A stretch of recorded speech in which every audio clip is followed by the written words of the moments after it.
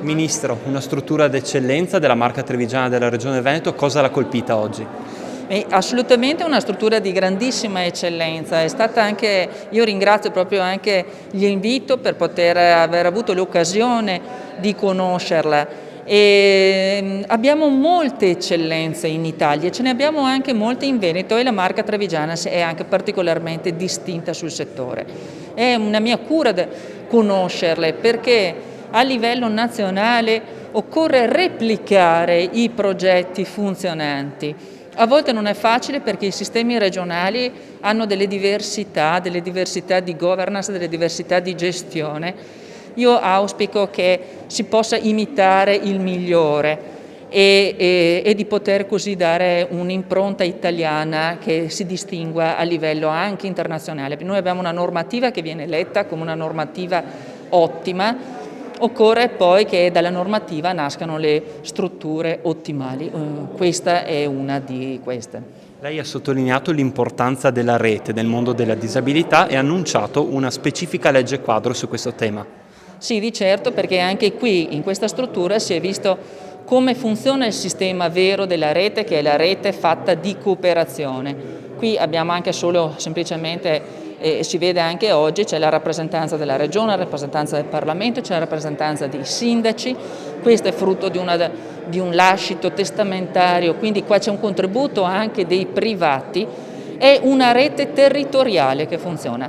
La legge quadro cosa vuole fare? La legge quadro vuole rendere effettivo il progetto individuale di vita, ovvero attorno alla persona con disabilità occorre creare il suo progetto, e attraverso una valutazione multidimensionale, multidisciplinare, nel senso di vedere la persona, la sua capacità lavorativa, la sua capacità cognitiva, la capacità sensoriale, la capacità di mobilità e sulla base di quello proprio indirizzare e attraverso un cosiddetto anche case manager, cioè di chi gestisce anche e che coordina tutto questo lavoro e che si possa così creargli una situazione. In poche parole non è che la persona con disabilità deve accettare quello che passa al convento, deve essere messa nella condizione anche di poter scegliere. Sindaco, oggi il Ministro è venuto qui a Pederobba a riconoscere una delle tante eccellenze della sua comunità, le opere pie. Quali sono state le impressioni?